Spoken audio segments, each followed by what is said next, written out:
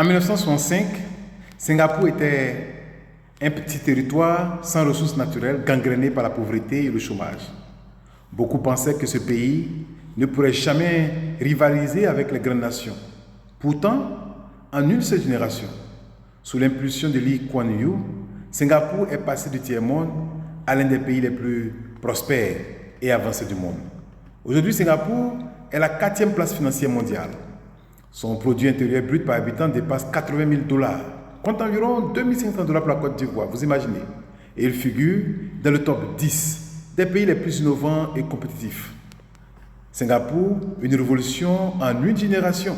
C'est en une vision claire et un leadership fort. Car dès son indépendance, Lee Kuan Yew a fixé un cap, transformer Singapour en un hub économique mondial, en misant sur l'éducation, l'industrialisation et l'ordre public.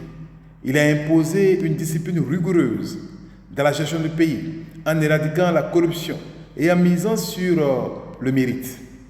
En l'éducation gratuite et l'innovation, comme priorité, car l'éducation à Singapour est gratuite jusqu'au secondaire, s'il vous plaît, permettant à toute une génération d'accéder au savoir sans barrière financière.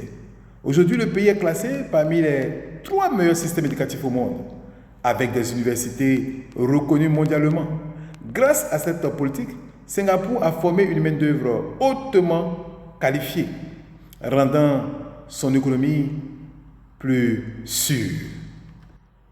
En 3, un État stratège et économiquement puissant, car contrairement aux pays dépendants de leurs ressources naturelles, Singapour a misé sur les services, la finance et le commerce pour bâtir sa richesse. Il est aujourd'hui le 2e port maritime le plus actif au monde et l'un des principaux centres financiers internationaux. Son taux de chômage est inférieur à 3% et le revenu médian est parmi les plus élevés au monde. En 4, des réformes sociales pour un développement inclusif, car 80%, s'il vous plaît, des Singapouriens vivent dans des logements publics modernes et accessibles, garantissant une stabilité sociale. Le pays offre un système de santé performant, classé parmi les meilleurs au monde, avec une espérance de vie de plus de 83 ans, s'il vous plaît. Singapour est aussi classé parmi les pays les plus sûrs, avec les taux de criminalité les plus bas.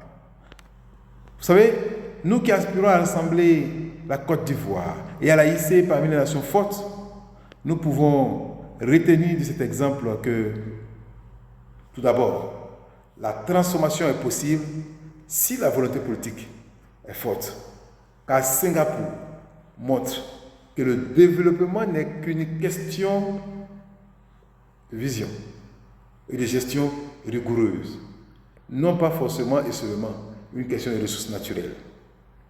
Oui, l'éducation gratuite est aussi la clé du développement, car en effet, l'exemple de Singapour prouve que l'éducation de qualité accessible à tous est un levier puissant de transformation sociale et économique. Une gouvernance rigoureuse et un État stratège, car Singapour a prouvé que la corruption est l'ennemi du développement et qu'il faut un État qui planifie et anticipe, et non un gouvernement qui réagit dans l'urgence et l'improvisation.